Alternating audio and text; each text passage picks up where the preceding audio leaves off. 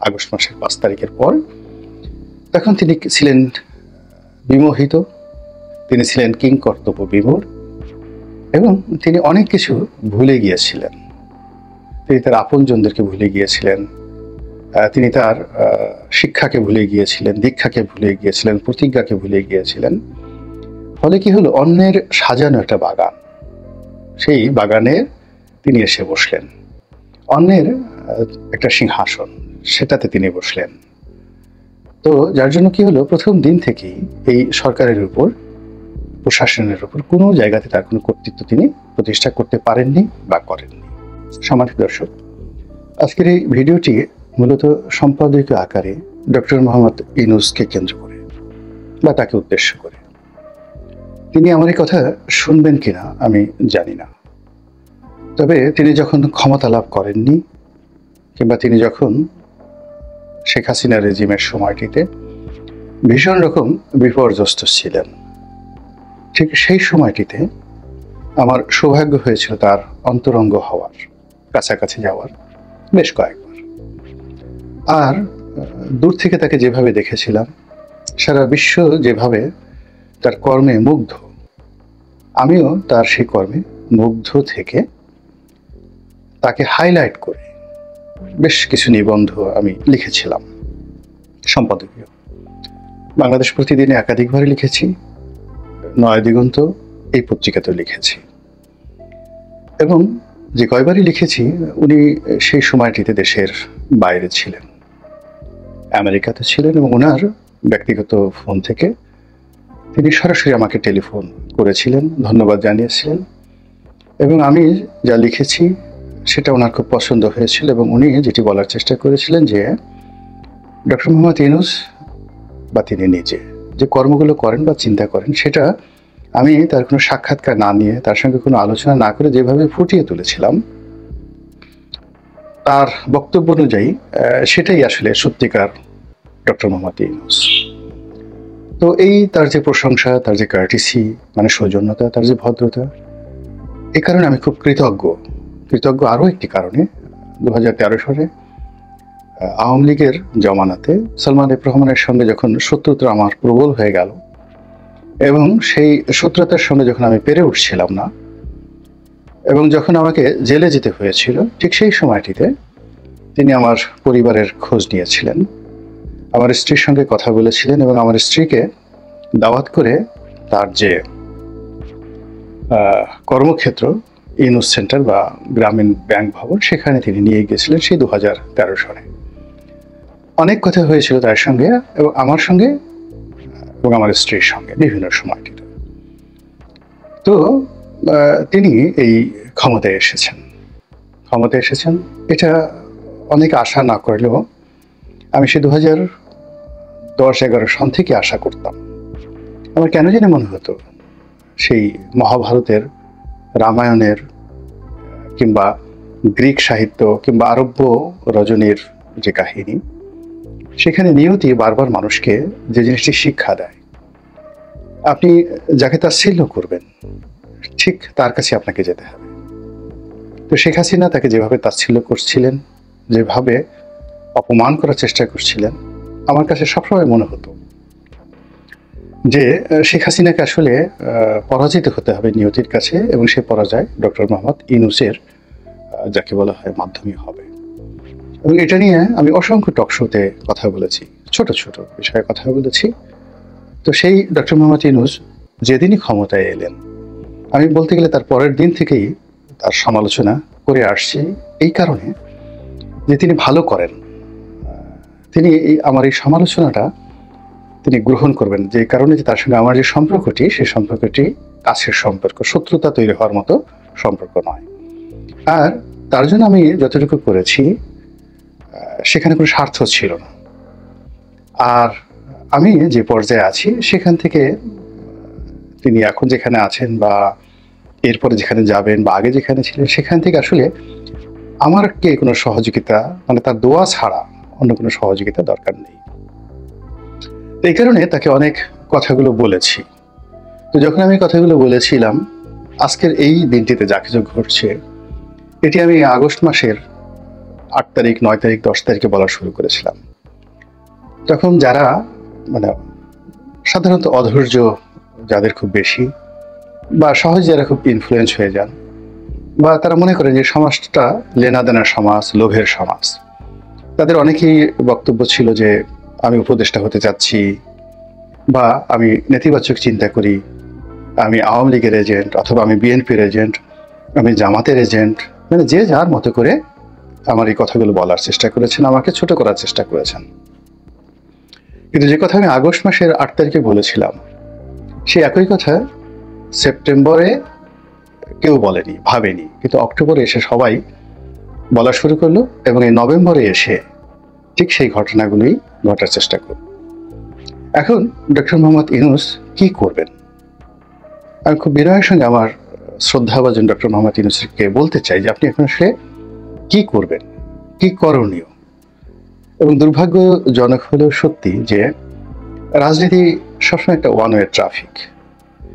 এখানে যদি আপনি প্রবেশ করেন, আপনাকে গন্তব্যে পৌঁছাতেই হবে, আপনি ফিরে আগের জায়গায় আসতে পারবেন না। যেমন ধরুন ডক্টর মোহাম্মদ ইউনূস 111-এর সময় তার ভূমিকা কেমন ছিল এটা কার্যত আমরা জানি না। তার যে সরল স্বগোক্তি, সেই সরল স্বগোক্তিতে হলো যে সেনাবাহিনীর কর্মকর্তারা তার বাসায় এসেছিলেন, তাকে প্রধান উপদেষ্টা হওয়ার জন্য জোরাজুরি করেছিলেন। তিনি না হয়ে ফখরুদ্দিন মনিরুদ্দিন সাহেব তাদের হাতে ছেড়ে দিয়েছিলেন, এবং ওই সময়টিতে তিনি একটি রাজনৈতিক দল গঠন করার চেষ্টা করেছিলেন, এবং অল্প কয়েকদিন পরে তিনি যখন বুঝলেন যে রাজনীতি তার কর্ম নয়, তখন তিনি অত্যন্ত সম্মানের সঙ্গে সেখানে নিজেকে প্রত্যাবর্তন করে নিলেন বা প্রত্যার্পণ করে নিলেন, এবং তিনি পুরো জাতির কাছে এয়ারপোর্টে দাঁড়িয়ে কান ধরে ক্ষমা চেয়েছিলেন।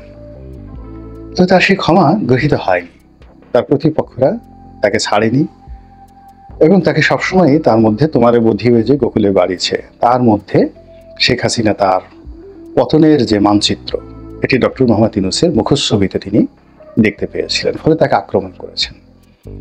তো এই আক্রমণ করতে করতে শেখ হাসিনা নিজেকে এমন একটা জায়গাতে নিয়ে গিয়েছিলেন যেখান থেকে তার আর ফেরার কোনো উপায় ছিল না, নো ওয়ে। আবার এই আমরা যারা ছোটখাটো রাজনীতি করি, ধরুন আমি 2001 সনে নির্বাচন করব বলে রাজনীতির মাঠে নামলাম। তো 2001 সন থেকে 2008 সন পর্যন্ত শুধু নমিনেশন পাওয়ার জন্য চেষ্টা করলাম। এরপরে নমিনেশন পেলাম, এমপি হলাম 5 বছর। তো এই 5 বছরের যে কর্মকাণ্ড, তার দায় আমাকে এখনো কিন্তু বহন করতে হচ্ছে। আমি যত কথা বলছি, যত ভালো কাজ করছি, যত মন্দ কাজ করছি, সব এই রাজনীতির মধ্যে হারিয়ে যাচ্ছে। আমার প্রথম এবং শেষ পরিচয় রাজনীতিবিদ। আমি আওয়ামী লীগ করি, বিএনপি করি না জামাত করি, এটার মধ্যে মানুষ আমাকে খুঁজে বেড়ায়।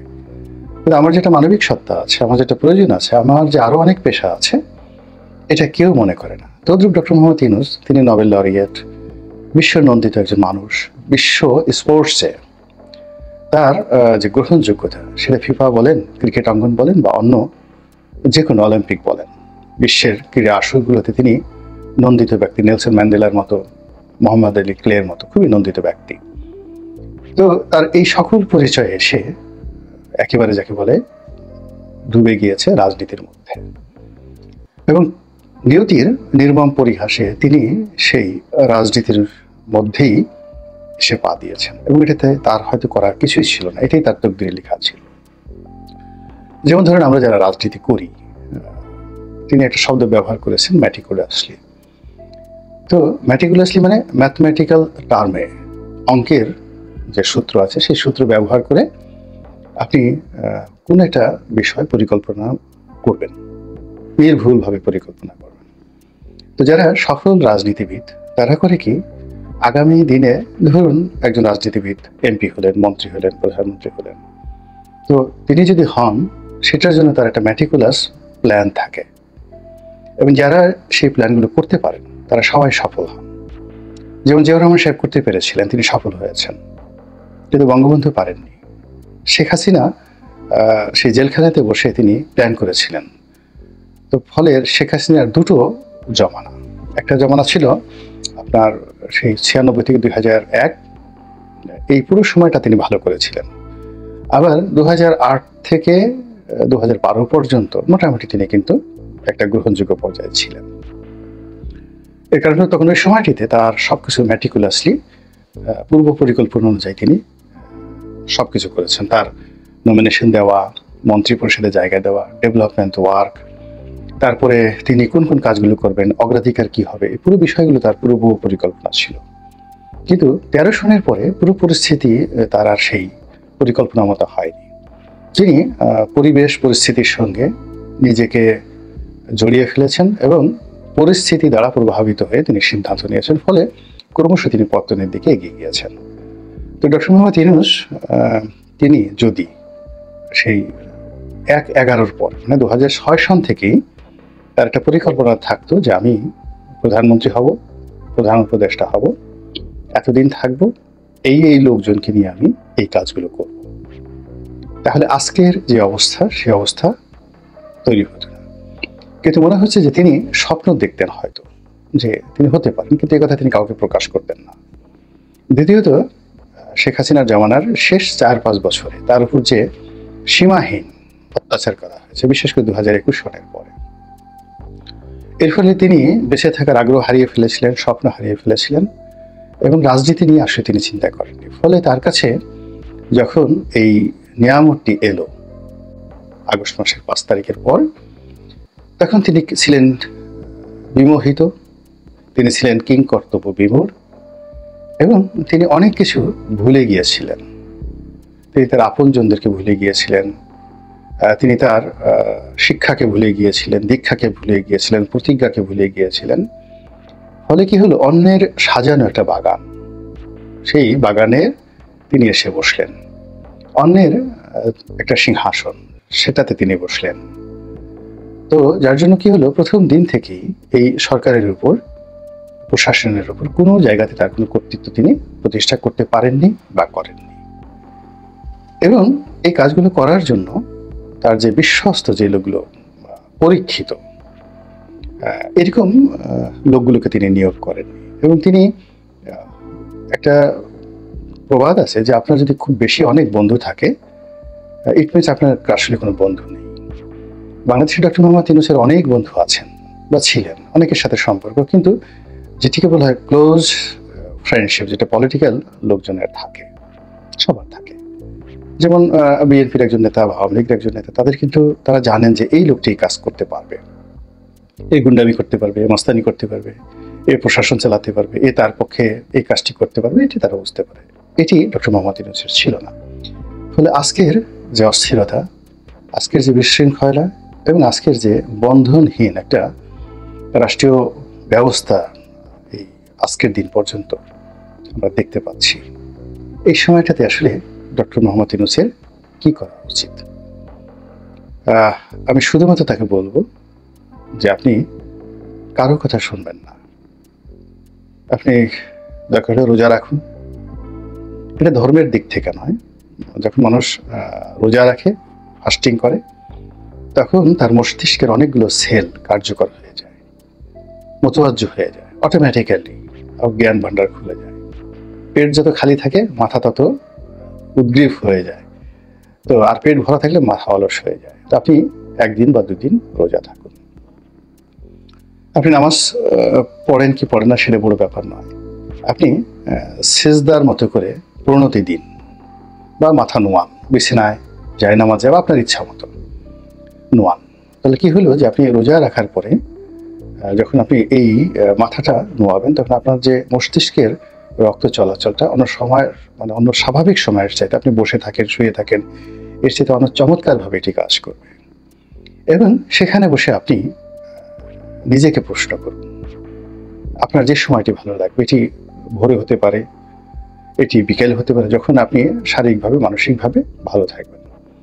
নিজেকে প্রশ্ন করুন যে আপনার কি পদত্যাগ করা উচিত, আপনার কি চলে যাওয়া উচিত, নাকি আপনি থাকবেন।